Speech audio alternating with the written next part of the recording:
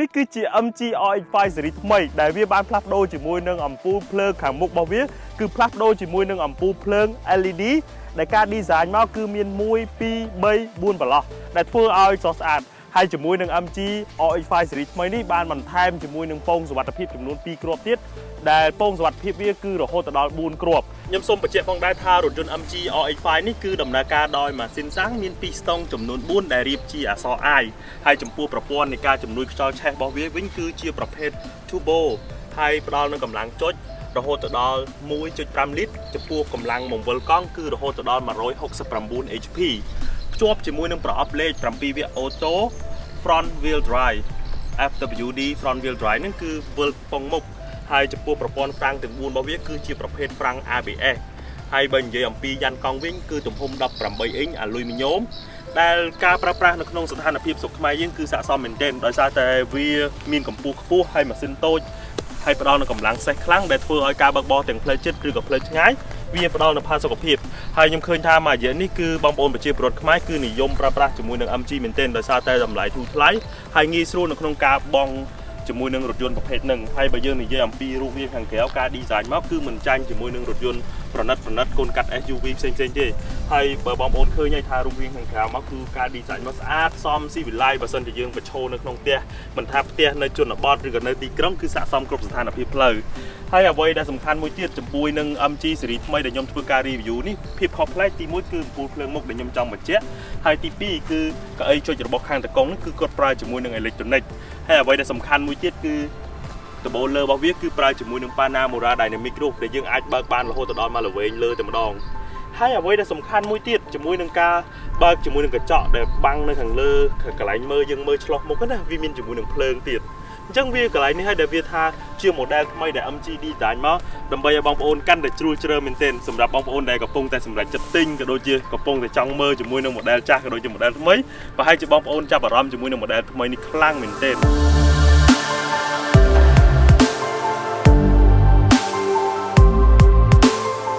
បាទបងប្អូនខ្ញុំសូមបញ្ជាក់ផងដែរថាចំពោះរថយន្ត MG Rx5 នេះគឺដំណើរការដោយ Smart Key គឺយើងគ្រាន់តែចុច Smart Key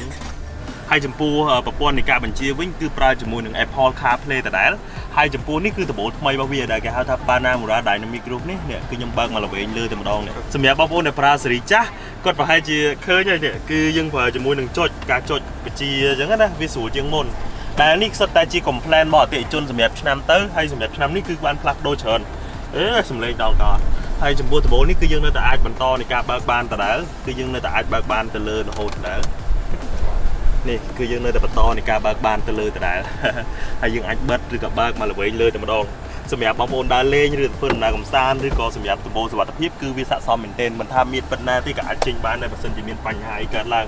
ហើយអ្វីដែលសំខាន់បំផុតសម្រាប់ស៊េរីថ្មីនេះគឺវាមានជាមួយនឹងអំពូលភ្លើងនៅពេលដែលយើងចុចបើកនេះមកសម្រាប់យើងឆ្លុះកញ្ចក់អីណាវាមានជាមួយនឹងអំពូលភ្លើងនៅកន្លែងនេះដូចពួកដូចសដេះអញ្ចឹងអូខេហើយសម្រាប់មួយទៀតដែលខ្ញុំចង់បញ្ជាក់បងប្អូនថាតើ MG Rx5 មានអីពិសេសសម្រាប់ប្រព័ន្ធគ្រុនក្រោមសម្រាប់ការ recommend សម្រាប់ការ recommend សម្រាប់ឆ្នាំនេះគឺ MG Rx5 មានជាមួយនឹងប្រព័ន្ធនៃការ stabilization មាន stabilization ដែលជួយទប់លំនឹងនៅពេលដែលយើងចុះចំណោតឬក៏យើងមានអីគឺយើងមានទាំងពីរហ្មងទាំងប្រព័ន្ធចុះចំណោតក៏ដូចជា stabilization អញ្ចឹងយើងមានទាំងអស់អញ្ចឹងងាយស្រួលក្នុងការប្រើប្រាស់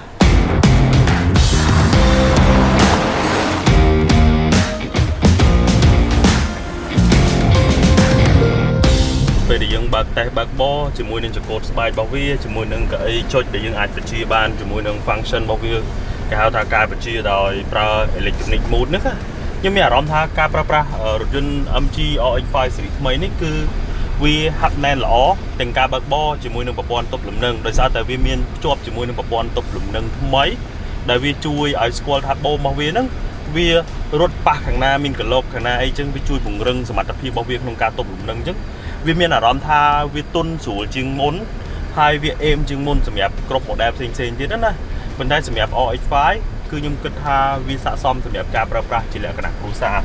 ដូចចេះចឹងអ្នកអស់នេះឃើញចង្កូតរបស់វាធូរស្រួលចឹងចង្កូតរបស់វាធូរស្រួលជាងរថយន្ត model ផ្សេងដែលធ្វើឲ្យការបើកបររបស់យើងគឺងាយស្រួលហើយដូចឥឡូវនេះគឺខ្ញុំកំពុងតែធ្វើតេស្តនៅលើផ្លូវលំដែលខ្ញុំជន់មកកប់ដែរអញ្ចឹងមានអារម្មណ៍ថាម៉ាស៊ីនរបស់វាស្ទុះល្អហើយ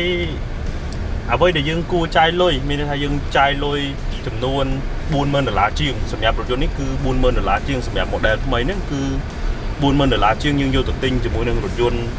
MG Rx5 ហ្នឹងគឺយើងចាយទៅយើងបានរសជាតិថ្មីទី1គឺការធានាពីរោងចក្រទី2គឺភាពធន់ភាពស្វិតហើយនឹងទី3ការបើកបរប្រកបដោយផាសុកភាពទាំងសំឡេងទាំងម៉ាស៊ីនត្រជាក់ទាំងម៉ាស៊ីនហើយអ្វីដែលសំខាន់សម្រាប់អ្នកដែលមានថវិកាចំណូលល្មមគាត់អាចប្រើប្រាស់ជាមួយនឹងរថយន្តនេះសន្សំសំចៃថាម៉េចព្រោះរថយន្តនេះជាប្រភេទរថយន្តថ្មីវាអត់សូវខូចដូចរថយន្តដែលយើងប្រើប្រាស់មកទឹកទេប៉ុន្តែសម្រាប់រថយន្តថ្មីអ្នកអស់នេះដឹងហើយគឺការប្រើប្រាស់រៀងធន់ជាងហើយការស៊ីសាំងក៏តិចជាងហើយចំពោះការដូរប្រេងម៉ាស៊ីនហើយនឹងការខូចផ្សេងទៀតគឺខាងរោងចក្រគេ warranty ហើយអញ្ចឹងវាអត់ដូច model ចាស់អញ្ចឹងណាតែឥឡូវនេះខ្ញុំគិតថាសម្រាប់បងប្អូនអាចមកធ្វើការសាក់លបងដោយផ្ទាល់មានន័យថាបងប្អូនអាចអ្នកដែលចង់រកទិញមិនទាន់ស្គាល់ឡាននឹងច្បាស់អាចធ្វើការសាក់លបងជាមួយនឹង model រថយន្តនឹងដោយផ្ទាល់នៅក្រុមហ៊ុន MG ក៏បានដែរគឺយើងអាចមកសុំគេបើកសាក់លបងក៏ដូចជាចុះឈ្មោះក៏ដូចជាអីផ្សេងទៀតអូខេអញ្ចឹងMG មិនមានតែ model ហ្នឹងឯងមានច្រើន model ទៀតហើយគេការមកតម្លាក់មកដល់ថ្មីគឺមានច្រើន model មែនទែននេះដូចបងប្អូនឃើញហើយនេះគឺសិតតែ MG Rx5 នេះគឺសិតតែ MG Rx5 ដែលគេតម្លាក់មកអញ្ចឹងបងប្អូនឃើញហើយពេញ1 2 3 4 5 6 7និយាយទៅគឺមិនបាច់ភ័យអស់ stock ដូចលោកមុនទេលោកមុនដោយសារតែគេ estimate stock អត់ត្រូវឬក៏មិនបងប្អូនមកទិញច្រើនពេកវាអស់លឿនដល់ឥឡូវឃើញខ្ញុំនាំមកបើកមើលអញ្ចឹងហ្មងបាទសម្រាប់វីដេអូនេះផងដែរក៏សូមអរគុណដល់ក្រុមហ៊ុន MG Cambodia ដែលបាន sponsor ជាមួយនឹងរថយន្ត MG Rx5 ក្នុងការធ្វើបទបង្ហាញហើយបើសិនជាបងប្អូនចង់ទិញជាមួយនឹងរថយន្ត MG គ្រប់ model បងប្អូនអាចទាក់ទងតាមរយៈលេខទូរស័ព្ទនេះក៏បានឬក៏ទីតាំង MG ផ្ទាល់នៅអាគារ California ហួសពីស្ពានអាកាសពេលលោកសង្ឃប្រហែលជា20-30 ម៉ែត្របងប្អូននឹងឃើញ MG នៅខាងស្ដាំដៃហើយផ្លូវទៅបលីនយន្តហោះអញ្ចឹងជាមួយនឹងរថយន្ត MG ហើយក៏សូមអរគុណដល់ក្រុមការងារជាមួយនឹងការ review MG សូមអរគុណដល់ក្រុមការងារ CamCar ក៏ដូចជាប្រិយមិត្ត